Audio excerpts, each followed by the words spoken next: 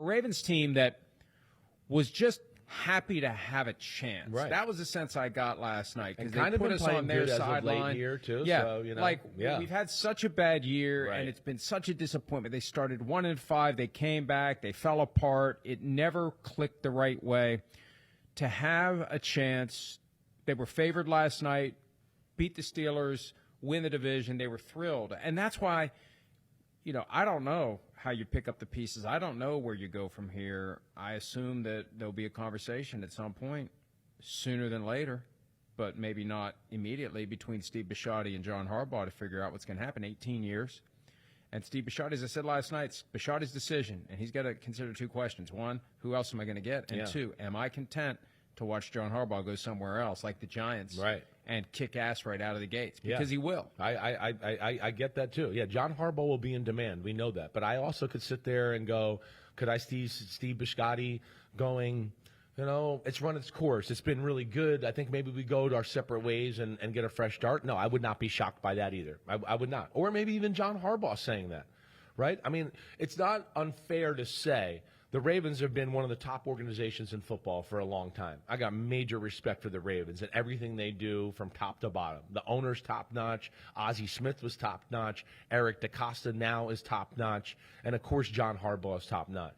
So I respect all that. But can I sit here also, honestly, as a guy that watches football and is obsessed with it all the time and go, the Ravens have maybe underperformed in the Lamar Jackson era in the big game moments?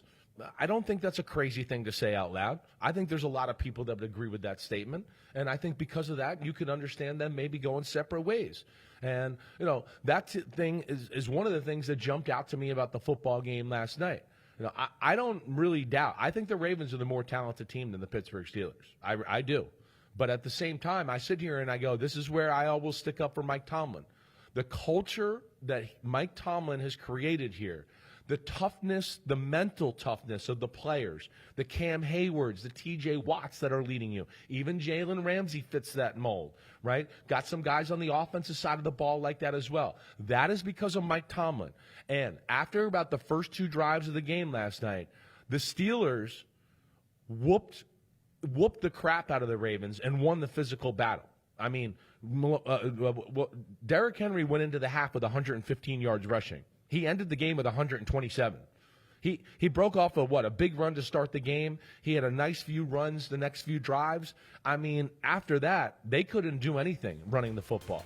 Pittsburgh, Mike Tomlin, toughness, what everybody's always scared of when they talk about Pittsburgh. Are they hitting in practice? Did you go see them at practice? Oh, my gosh. That's why they're that team, and it showed up. They were clearly the more physical, intense team. These runs you're seeing here, these are a lot of the runs we saw early in the football game where there was holes and things were going well. But when we got in the second half, you didn't see much of this. Derrick Henry might have had a hole, but it was only like, it closed in a hurry. You only got 2 or 3. And that's where I got to stick up always for Mike Tomlin. And, again, the Steelers and just their physicality, and even when they know they're not talented or we're missing a DK Metcalf, we feel like we can win in these crazy Pittsburgh Steeler ways that you've always talked about, and I think that's where you got to give Mike Tomlin.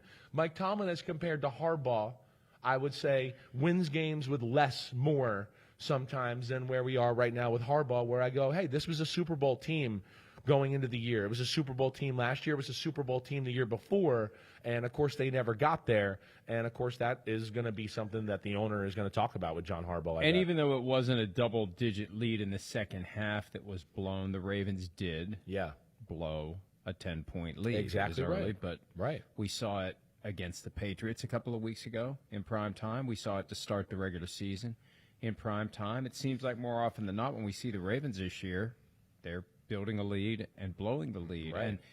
And, it was not what we would have expected last night. The Steelers were committed to not letting Derrick Henry beat them to the point where there were massive lapses in coverage. Exactly right. I mean, ridiculous, laughable stuff. They had to take their chances, though, I think, because they know they're not as talented, right? If you look at the 3 touchdowns the Ravens scored. 38-yard touchdown pass, 50-yard touchdown pass, 64-yard touchdown pass. Like, if we had known the Ravens were going to do those 3 things, it's like they're winning this game 42-10. Right.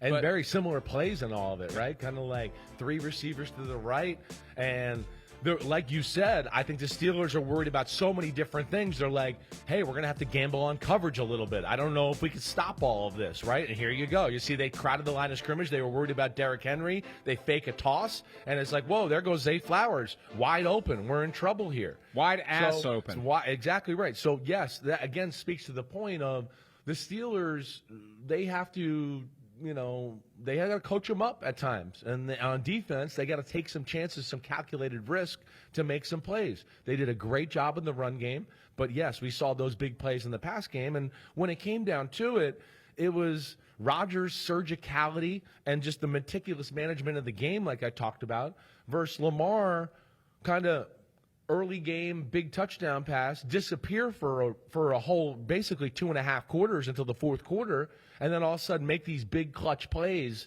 to drive the Steelers down the field, and of course even giving them a chance to win the ball game at the end there. But yeah, that's where the game to me was amazing. Lamar Jackson started to get on fire. Rodgers got on fire, and then let's add this to this story because this is another huge. This is amazing.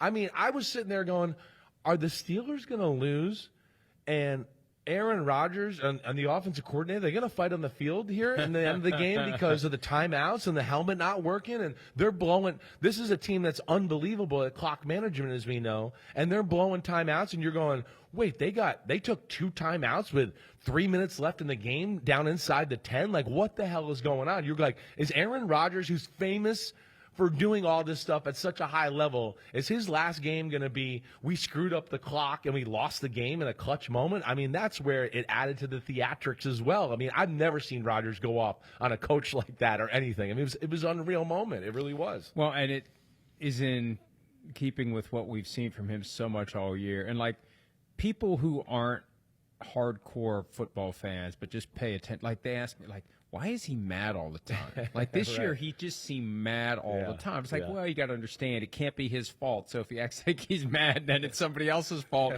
when something doesn't go his way. But last night was just, you're right, it's just one of those rare nights where so many different things happened, and there's so much that's still to unpack. Both, I mean, not just for the team that lost, for the Steelers, we don't know how long this is going to last. Right, we don't know if this is the beginning of a run.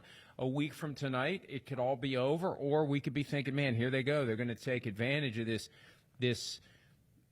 gift that was given to them by the football gods, by the Malocchio, right? The kick goes wide, and we're not supposed to be here. And I do think that that's a valuable mindset. We've seen it before. The teams that believe they aren't supposed to be there, the teams that believe that no one believes in them, and it's real, not fake, not Tom Brady, like when everybody believed in the Patriots, and he says, nobody believes in us. We've won 4 Super Bowls everybody in a row. believes Nobody believes in us. but that can all help, and I think it could lay the foundation for something interesting next week, especially when you have a team coming in that's won 9 games in a row, that everything's going well for them. Defense is good enough to win games all by itself. Well, the Steelers are good enough to figure out how They're good enough to play that kind of game. How to get dirty, and we don't know what the weather's going to be. That could be a factor this time of year. So, hi, it's Mike Florio. Thanks for watching PFT on YouTube. Hit subscribe for the latest news and analysis from Pro Football Talk.